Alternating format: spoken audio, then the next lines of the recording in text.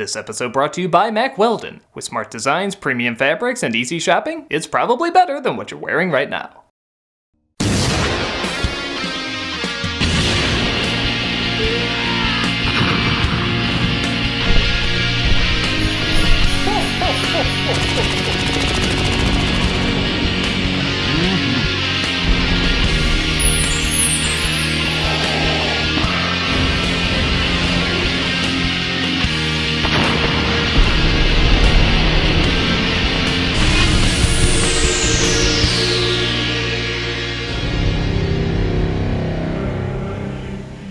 There's a cinematic battle that has been waging for years.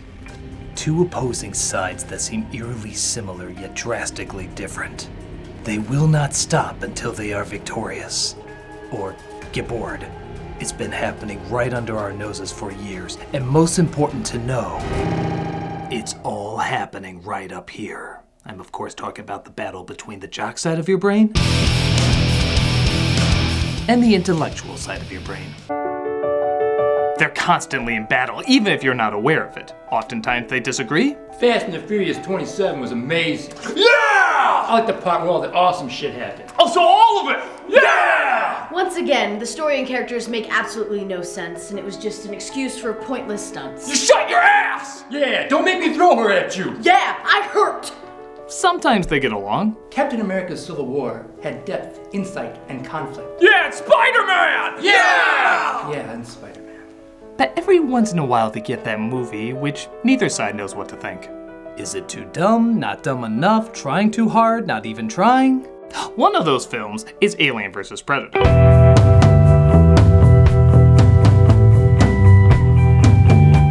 Based off the Alien movie series and the Predator movie series, this idea surprisingly had been buzzing around for a while. When Predator 2 showed the head of an alien mounted, fans immediately started to speculate about what a crossover would be like. There were fan arts, comics, even video games. Hey, if that's the case, where's my Terminator vs. RoboCop? Actually, don't do that.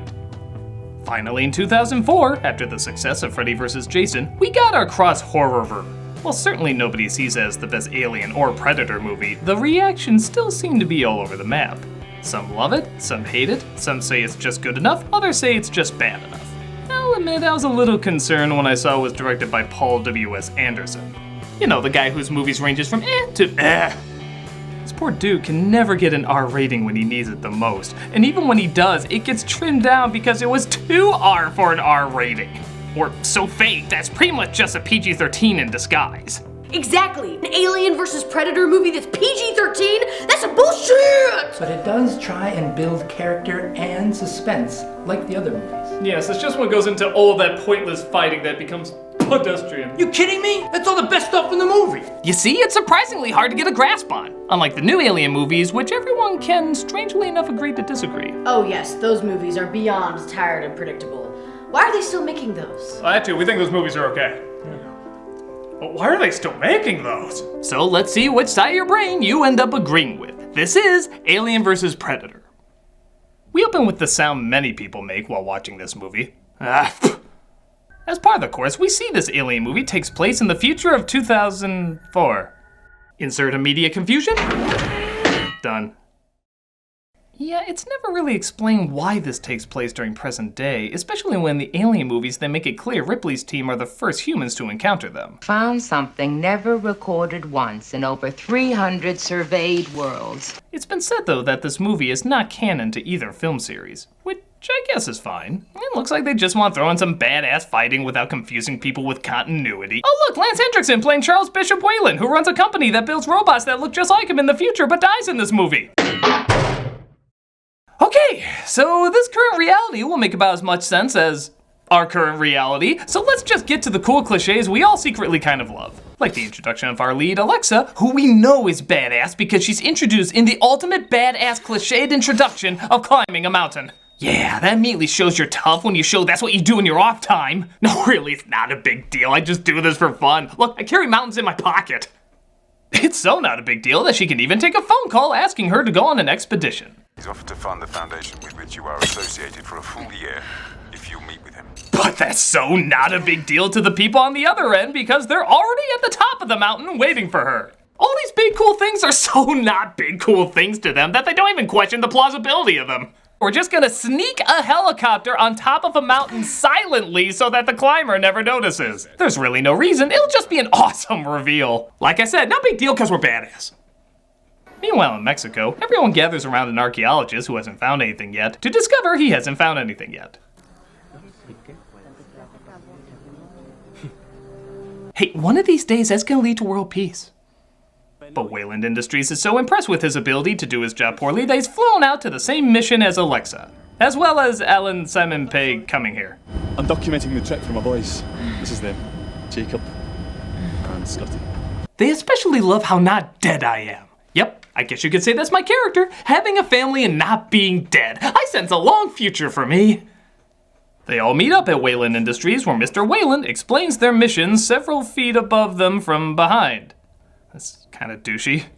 7 days ago, one of my satellites over Antarctica hunting for mineral deposits discovered a sudden heat bloom. Should we turn our chairs around? The red lines indicate solid walls. Through thermal mapping, we've generated a Stage right over there and our necks are starting to hurt. One expert tells me this has features reminiscent of the Aztecs. You don't need the microphone, there's like 15 of us. How are you gonna plan a dangerous expedition? You can't even plan talking to a small group of people! My experts tell me it's a pyramid. Mostly because it's shaped like a pyramid. My pyramid experts told me that. Naturally, a disturbance has occurred in the Arctic that Wayland wants looked at right away. But Alexa thinks they don't have enough time to do it right and walks out. Find another guide.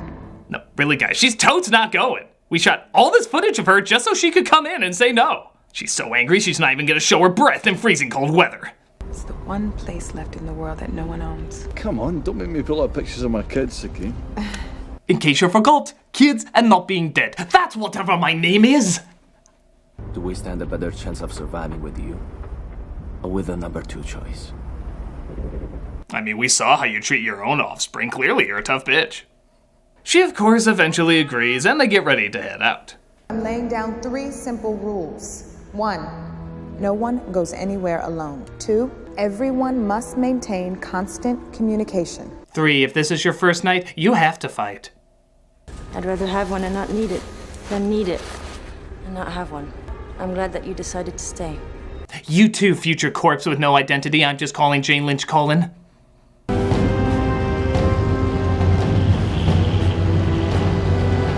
Now, you do have to hand it to Mr. Anderson for trying to establish mood through beautiful cinematography. As well as characters you surprisingly don't want to see their necks broken in the sequel. Yeah, but we're the aliens versus predators. Yeah, every once in a while it shows them watching, but for the longest time they don't do anything. Yeah, we could do that. We are doing that. Yeah, make a movie about us. It's true, the movie does take a while to get going, but in the first 2 films we had characters we enjoyed hanging with. And they seem real as well as likable. Here, Alexa is pretty cool and even exchanges a nice conversation with Henriksen. You think that's the last thing your dad remembers? The pain? Or drinking champagne with his daughter 14,000 feet in the air? But everyone else is just accents. Oh, I sure hope Mexican accent doesn't die before Scottish accent, but at least we would still have... I'm telling you, there's no team and no machine in the world that could cut to this depth in 24 hours. Whatever the hell that's trying to be. I'm gonna say adorable. They journey through the ruins of the Flintstone end credits where they partake in their favorite game, Fake Out Chunning. Whoa, Lex! That was pretty good, but surely there's a better one behind the corner. I'm sorry, that doesn't count unless you make a chun with every step you take. Actually, I would kill if that penguin took the role of the cat in the series. Hell, we could give it its own animated spin-off with a surprise ending. Why am I the only one that sees the possibilities here? There's a pretty cool shot when the Predator ship passes over them, literally without making a sound. In fact, it actually goes more quiet when it passes over.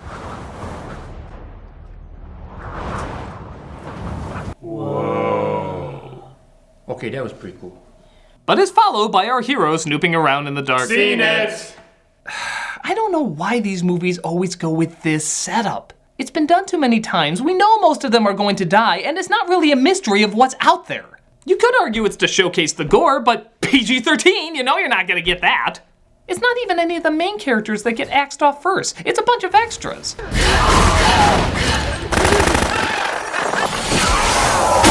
I'm surprised the Predator's vision doesn't look like this.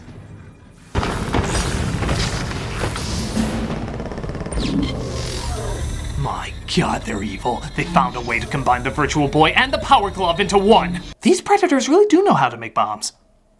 So it looks like the predators actually captured a queen alien and have her lay facehuggers to grow in humans and be hunted by them. Either that or now Cadbury eggs have a reason for tasting bad. That's right, I said it! Who wants a piece of me? I guess it makes a lot of sense for the predators to do that because our human characters sure as hell aren't a lot of fun to kill off. Christ, we went from Schwarzenegger to this. Take his skull, Frank. I don't want to take his skull. You take his skull. Fine, neither of us will take his skull. We'll just let Time kill him and piss on his corpse. Hi, I'm Time. Mine's bigger. Shut up, Frank. Our appetizers stumble across fog machines for the predator's ancient ritual of running a haunted garage. Any idea what these are? No. You? No. It's a good thing we brought the experts. Hey, they're only good at figuring out that pyramid shapes are pyramids. How the hell are they supposed to figure out what gun shapes are? Well, yeah, it is a good thing. Because this is like finding Moses' DVD collection. It's our first really weird line of the movie. Took a while, but that was satisfyingly dumb. This is like finding Moses' DVD collection. Sorry, that line was so dumb it's literally killing me. A little too much excitement. We'll run further tests on the surface. No, don't touch them. No, yeah, after staring at them for almost 3 minutes, only now does he say, don't touch them. That should be minimum sentence number 2. Wow, look at these, touch them, we're dead. This, of course, signals the predators to hunt them down as they display... Holy shit, gremlin cocoons! This movie just got 1 million extra points! No, of course, it's the facehuggers who jump in slow-mo so you can tell how fake they are, and impregnate our victims pretty fast considering it's usually a day or 2 process in the original, and now it's only a few minutes. Even the chest burst doesn't seem like that big a deal anymore. All the other times it's horrific, downright disturbing. But here? Oh, that's annoying. Oh, come on, alien. Just because you're shaped like a dick doesn't mean you have to act like one. Okay, I'm only giving you 2 stars on Yelp, and that's because I actually went Yelp! But you get 1 more star if you sing Hello, My Baby.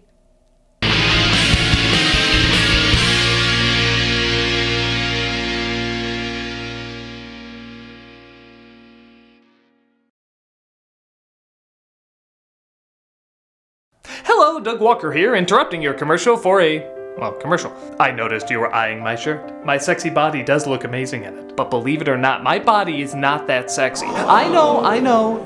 I was shocked too. But that's the power of Mack Weldon. Selling premium fabrics in shirts, undershirts, underwear, socks, sweatpants, even hoodies. They even have a silver line of clothing that eliminates odor. So it's great for working out in. Which again, to get a body this sexy, I will consider watching somebody do. They make online shopping so easy and simple to navigate. I love Mack Weldon so much I didn't just buy 1 shirt, I bought however many that was. In fact, if you go to MackWeldon.com and use the promo word critic, you get 20% off.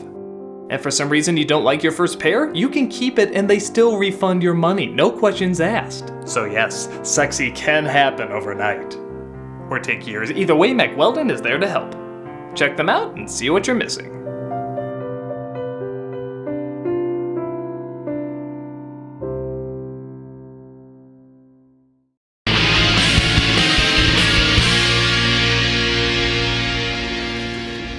Everyone either gets Tetris to death or separated. Oh no! Not whatever accent he was! I missed the way he existed! But the predators also seem to want their guns back. Bullshit, I am not dying via net. In an Alien vs. Predator movie, I refuse to go out this way! That's a little better. 2 stars on Yelp. But the Predator and Alien finally meet, and shit gets shaky. Oh, come on! Oh, come on! Ridiculous! I can't believe it. Look at it. It's not the way it's shot. Yeah!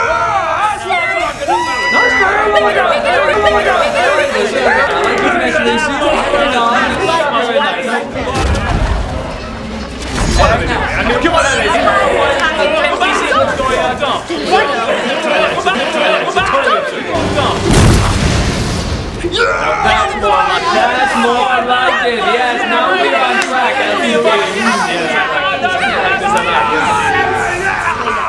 Again, it's weird. When you can see it, it's friggin' awesome. It even has a fair amount of practical effects mixed with the CG. But when it's shaking and isn't rendered right, it sucks hard. Okay, now jump to the part where you use the alien as a pinball. Tilt. Masters of Fear. But after one predator gets axed, another one goes after the humans. Seeing how Henriksen has asthma, he doesn't even bother with him, but Henriksen still has something to prove.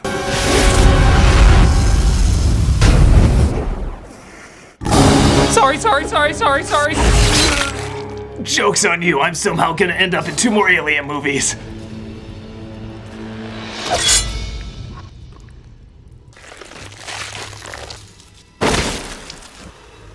I will admit, it is a shame that the film is only PG-13. Yeah, but for a PG-13 movie, they got away with a lot. Though, I'm confused. Does making the blood green make it somehow less gory? No, I think it just makes it a Christmas movie. Best Christmas movie since Die Hard! Yeah! Yes! Sadly though, we go from one awesome fighting scene to a whole shit ton of explaining. Ancient warriors would mark themselves. These hunters found a backwater planet and were worshipped as gods. Humans were used to breed the ultimate prey. But if the hunters lost, they made sure nothing survived. Heat bloom was designed to lure us down here. Nobody cares!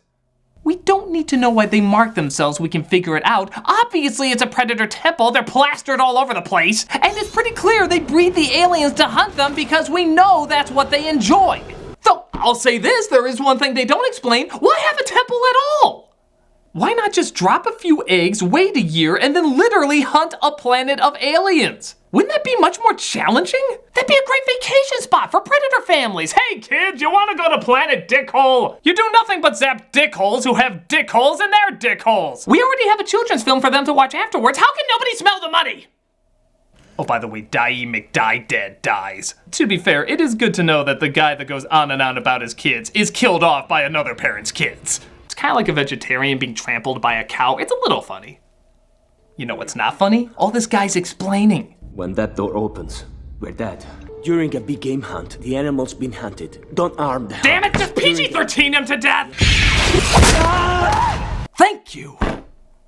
This means it's just Alexa left as she confronts the last predator, gives him back his gun, and through honestly very clever storytelling, we're visually told everything with no dialogue.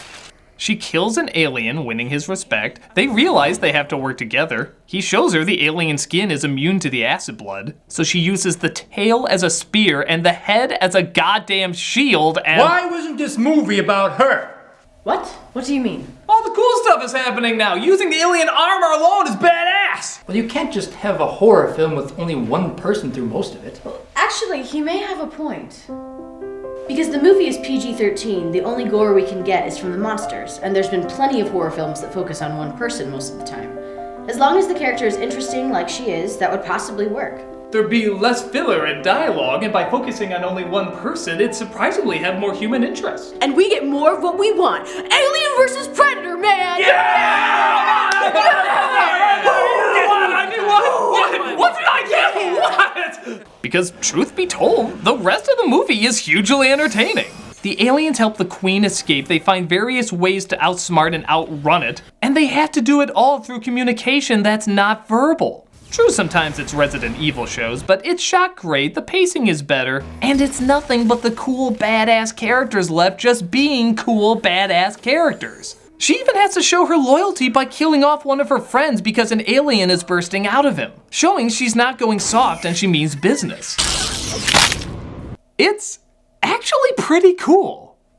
After they blow the entire temple up, which I'm sure means the Queen is destroyed. Hey, as long as this thing doesn't pop up, I'm good. He marks her, making her a first-level awesomenator. But naturally, it's not quite over. We are not amused.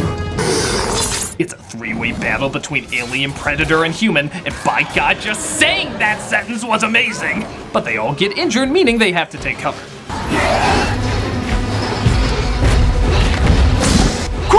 the elephant graveyard!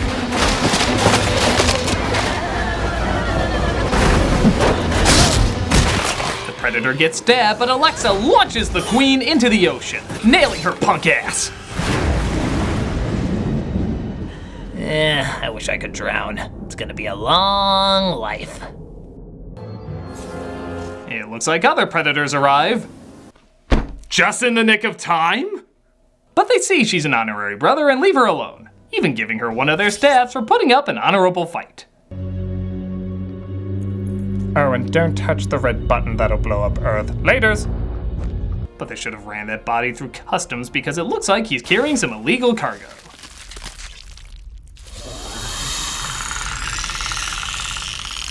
Wait a minute, when did a facehugger get him? Why would the Queen attack him if he was impregnated? Why would it mix with his DNA, creating a new creature? It was cool.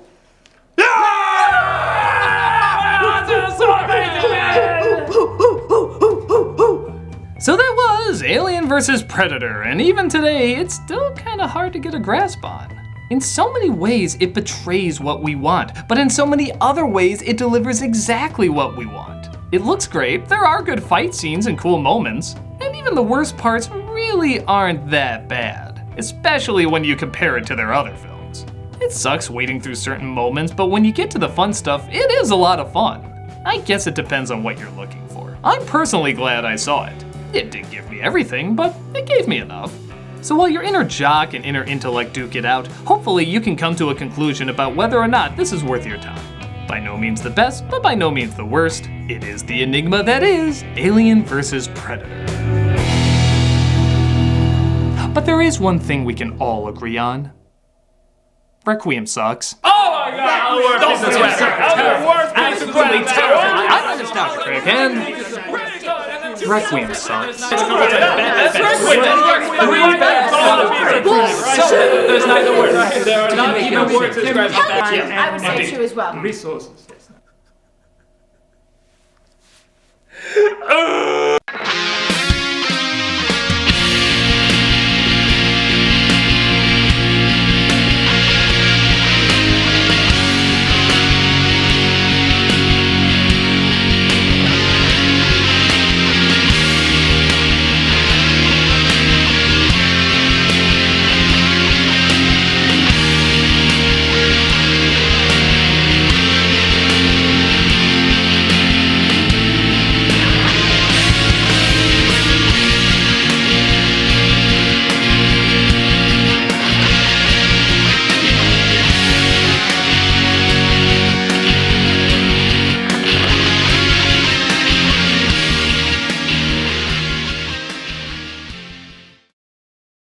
This is like finding Moses' DVD collection.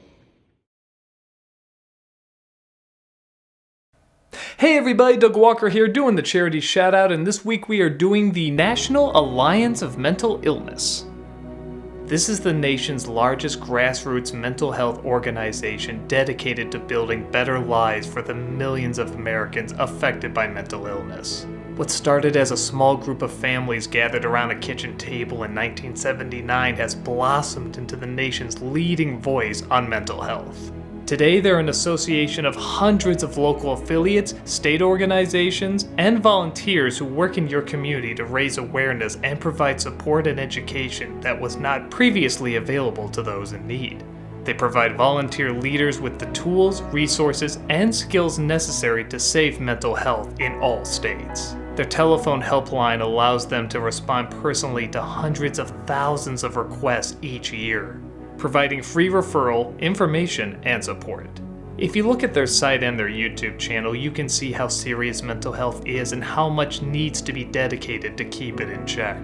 Take a look at this wonderful organization and see how you can make a big difference not only in another person's life, but maybe yours as well.